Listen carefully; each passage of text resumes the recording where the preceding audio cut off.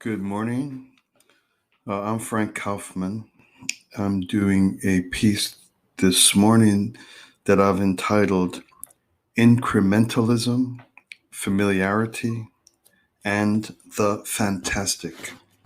Incrementalism, Familiarity, and the Fantastic. This podcast is a bit of a departure. For me, it's kind of new ground or new territory. And if any of you want to comment or write or express your view on the idea, I'd be very grateful. Until now, virtually all my podcasts have been commentary on scripture or scripture-like or inspirational reading or literature that sparks or invites some thoughts or reflection on my part, which I put out for a few minutes here like this. But for the first time, I've been pushed to speak straight out, speak from direct experience, not speak from behind the cited reading, and just say what I know and see if that's helpful. So really, your commentary or response would be helpful to me. So on this particular issue, uh, this is gonna be in two parts. This one called Incrementalism, Familiarity, and the Fantastic. The second one, coming soon, will be called Incrementalism, Familiarity, and Becoming Good or Good. So in both of these cases, either having a capacity for things that are typically regarded as fantastic, or having the capacity to perceive what is typically regarded as the fantastic, or the capacity to make oneself a good person. Both of these things can be attained more easily than most people realize. And I want to speak about that for a moment. In both of these cases, either having the capacity to be in relationship with, to perceive, or to manipulate, or to effect things which are typically considered fantastic, or the capacity to become genuinely good without trouble, without difficulty. Um, an unspoken element that is necessary to attain either of these conditions or capacities is constancy.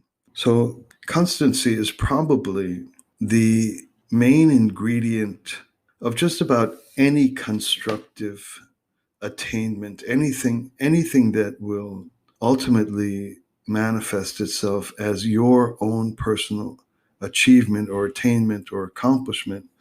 I believe is probably grounded in constancy. Constancy might be seen as the headstone or the foundation, or without finding a way to be constant in a determined course of action, the resulting erratic quality or ebbs and flows or ups and downs or long periods of not doing quote unquote what I should, those will basically keep you or keep us stagnant, going nowhere.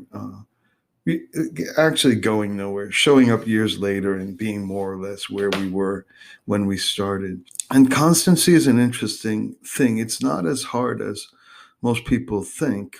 Basically, the problem with our efforts to attain something has to do with that we attach the discipline or the investment or the sacrificial labor or the hard work or whatever the thing that has to be steady in the pursuit, we attach that to our feelings. So when we feel good, we do it. When we don't feel good, we don't do it. And we allow our, I don't want to call it emotional, it might be emotional, but it could be anything. But when it has to do with the capacity for the will to act, and we tie that to something that is not constant and is not supposed to be constant. I'm not supposed to be happy all the time. I'm not supposed to be on top of my game all the time. There's plenty of times I'm supposed to be sad. I should be sad. There's plenty of times I'm supposed to not feel like doing what I should. It's there on purpose. These are not bad characteristics of being human. They're normal.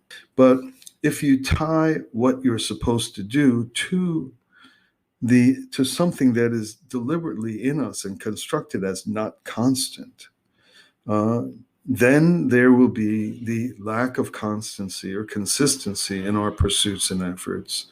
And that lack of consistency, as I say, will have us years down the road having gotten nowhere. So the first secret or first trick to advancing anything whatsoever, including spiritual attainment, is to divorce what must be done from how I feel at any given moment. So if I should always kind of turn my phone over and face it down and turn the sound off every day between 8:10 and 8:20, there should be a way of making that act virtually mechanical, as though a robot on a timer is doing it, unrelated to absolutely anything whatsoever, unrelated to the fact that I worry that my daughter might call, or that my wife is out on the road and I want to know when she arrives, or if there is something that is requisite or necessary for us to advance in our pursuits and goals, so far as possible, that particular obligation is divorced from those aspects of ourself that constantly change and properly change. This is the main ingredient. This is the foundation or the headstone or the cornerstone of building the edifice that is your own self or my own self. So anything, if I should be up at 6 and offer a grateful heart, or if I should jog at 10, or if I should call the elderly in my building at 5 each day to make sure she's fine. Anything that is contributes to and participates in our self-creation that should be done regularly, it has to be independent of vicissitudes or change, or especially change in my own feelings about things. So it becomes mechanical. It becomes unthinking. I don't have to think about this. It becomes habitual. This is the cornerstone. So in both this particular conversation that I'm offering here about relating to about becoming capable of being in relationship with manipulating, perceiving, and working with those things which are typically regarded as fantastic, or secondarily, next time I speak about becoming reliably and reliably good and unchangingly good. The constancy is the base. Without that, you can just turn me off now.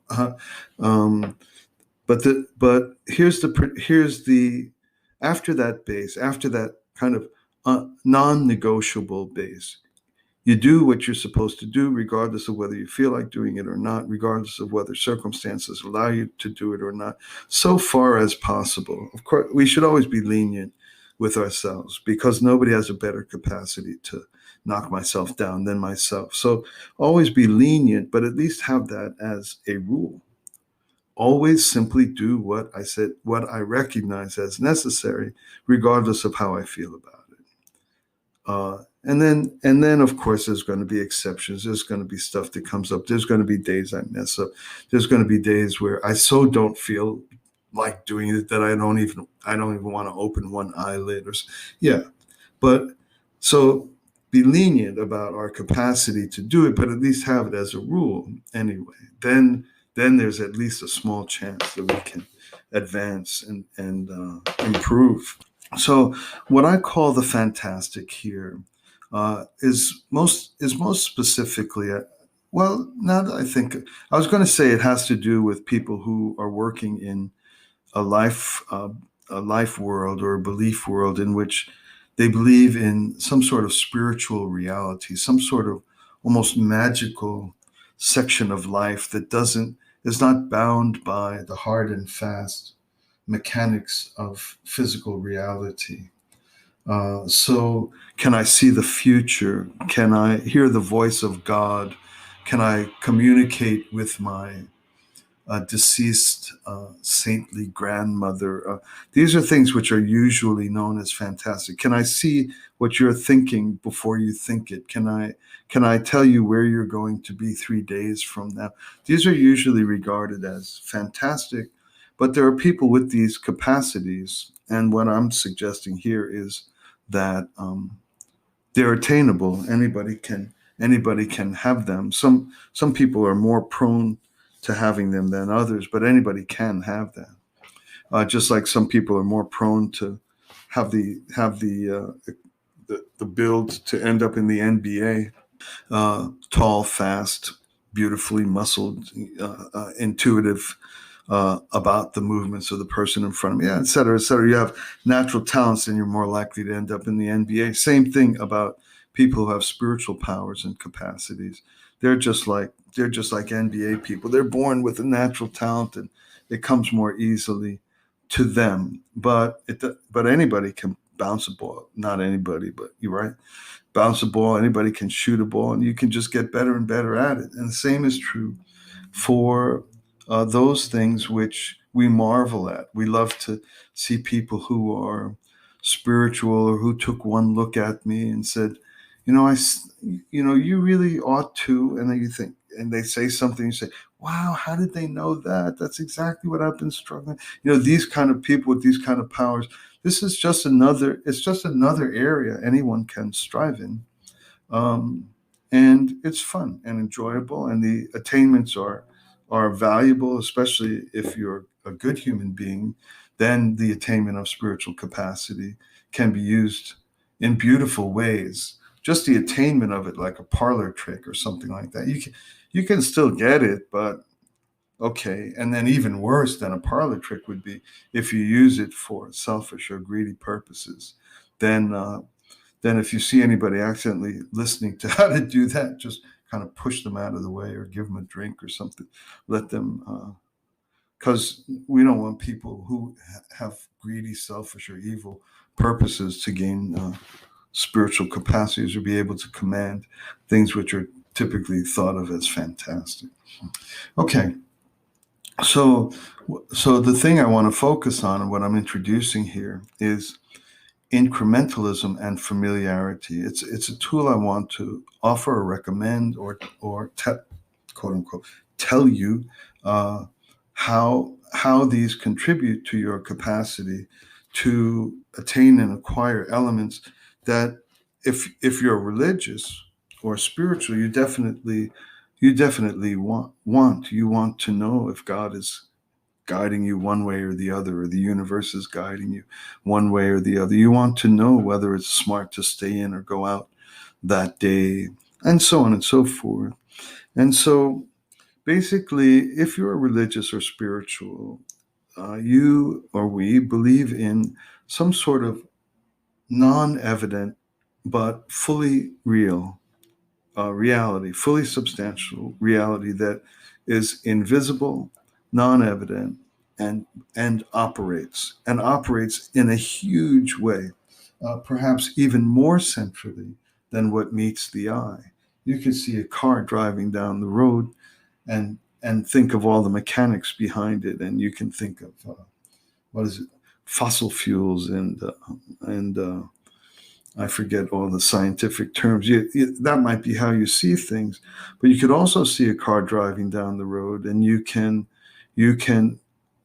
might be able to know that the person driving it had a premonition that his mom wasn't doing well that day, and that's where he's headed or she's headed.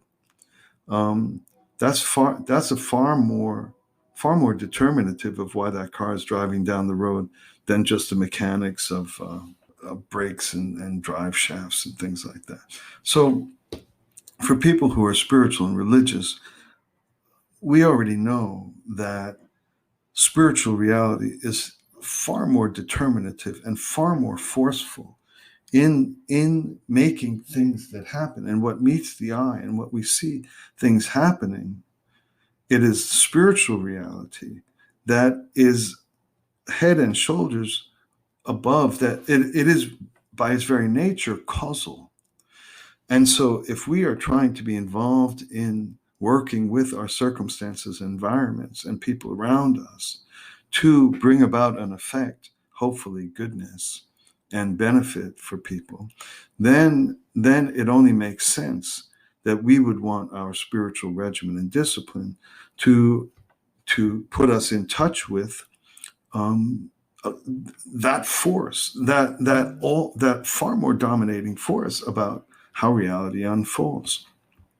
And so here's what I want to report or communicate or mention is how the way in which you or we can become ever more commanding and knowledgeable and intimate and cooperative with this predominant force, namely spiritual reality.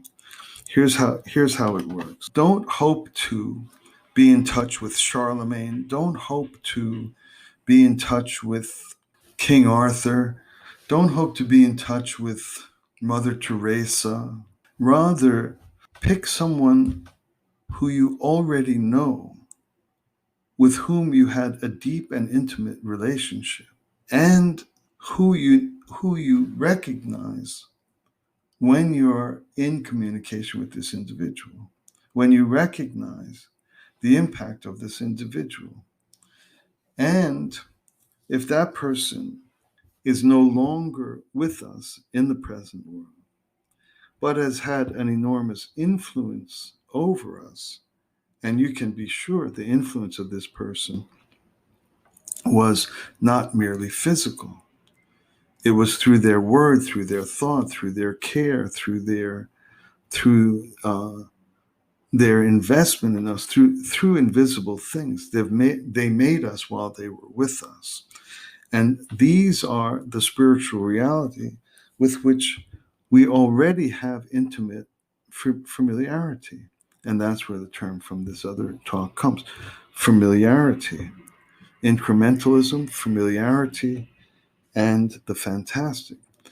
Start with some element that has had spiritual influence over you, over me, that with which I am intimately familiar, so familiar that I always recognize it when it happens. Like if I was in trouble or struggling or something like that, and I just felt like calling my mom, even though I'm 50 years old, call my mom, and she'd just have a word or a thought or a way of looking at it that was, that's it. Why didn't I think of that? If that's part of my life, it continues to be part of my life. And it is a form of spiritual reality with which I'm familiar. And so if I want to start to work with spiritual reality, start with an element of it with which you are already intimately familiar. Don't try to leap into distant, remote spiritual qualities that are not yet known to you, not yet available to you. You have no familiarity. You wouldn't recognize it even if it was all around you. The familiar is the starting point. So my meanderings here have brought me to the length of time I prefer to stop. So I will continue on this topic, but I think even at this juncture, you get what I'm trying to communicate.